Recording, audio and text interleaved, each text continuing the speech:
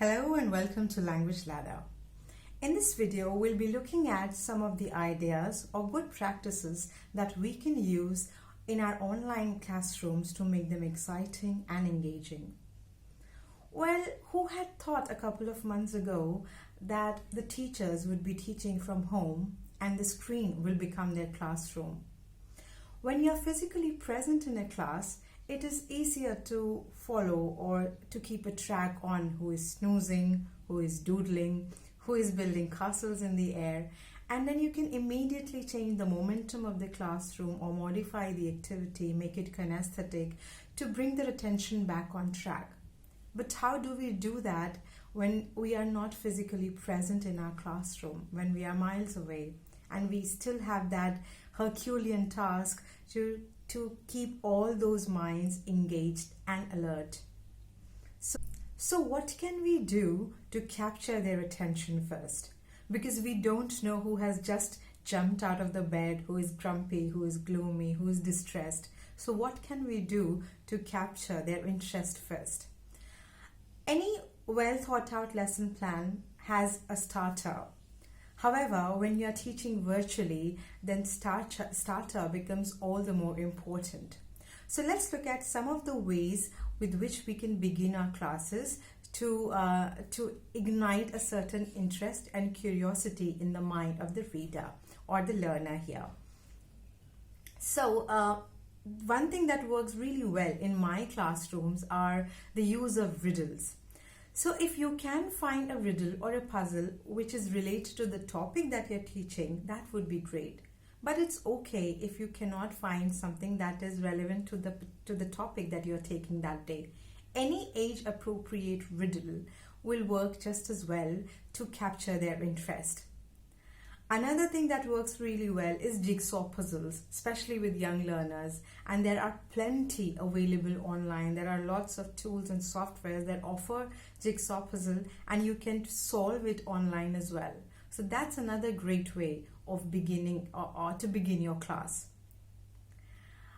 Another idea or technique that works is the use of anagrams. If you don't know what anagrams are, you can Google them and find out that you're missing on something really simple. So you can use anagram to revise a task or a topic that you have covered in the previous lesson. You can even use anagrams to establish a new concept or a new idea. Another one would be use of cartoons. If you are teaching history, economics, there are a lot of political cartoons available online that you can start your lesson with. If you're teaching languages, there are lots and lots of picture cues that you can use. Another idea that works really well is creating a mystery box. So you can find an object or anything, any picture or a paper with the text written on it, and put it in a box, and then create a sense of suspense and pull it out and generate a certain curiosity around the topic. Now let's look at what we can do to sustain their attention. Use a lot of picture prompts wherever the opportunity presents itself. You can use a picture prompt to introduce a word problem if you're doing a math topic. You can use a picture prompt to present a particular landscape if you're doing geography. You can use a picture prompt to present a certain character if you're doing languages.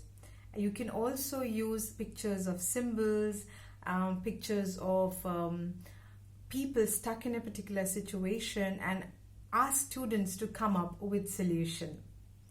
Another way to sustain interest is creating flipped classroom.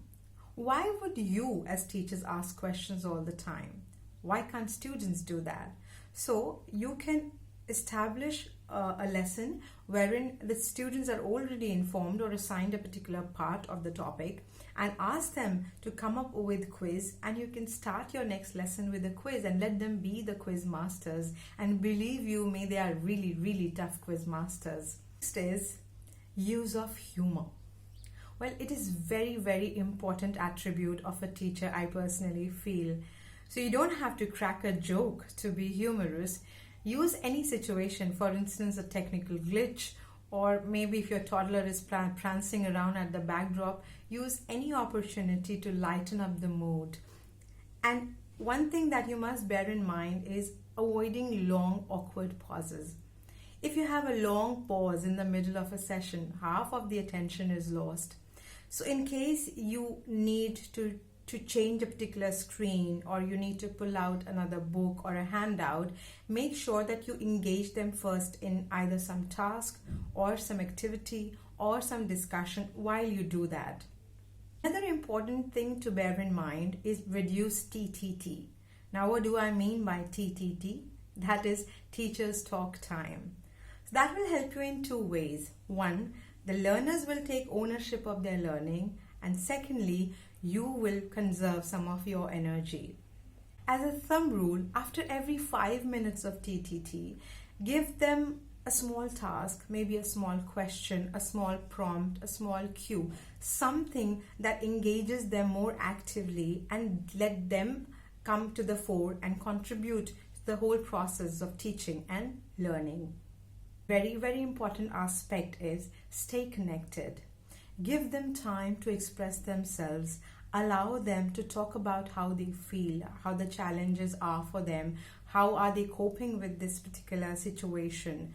Because this whole scenario is new for all of us, for the teachers, for the students, for people in general. So be empathetic to them and to yourself as well. Don't be too harsh on yourself, because this particular scenario does not really test your subject knowledge, because you know what you're teaching really very well. It is just that the mode of teaching has changed, and by you will also come to terms with it. So make sure that you keep doing what you're doing, keep reinventing yourself, keep adding to these ideas and techniques, and by this phase too shall pass. If you found this video or these ideas useful, then do share it with the teaching community, your colleagues, your friends, and help them create a classroom where magic happens. Thanks for watching our video. Do like it if you found it useful, and subscribe to our channel to get more ideas, more updates. And in case you have any more suggestions or inputs, you're most welcome. Please drop them in the comments below.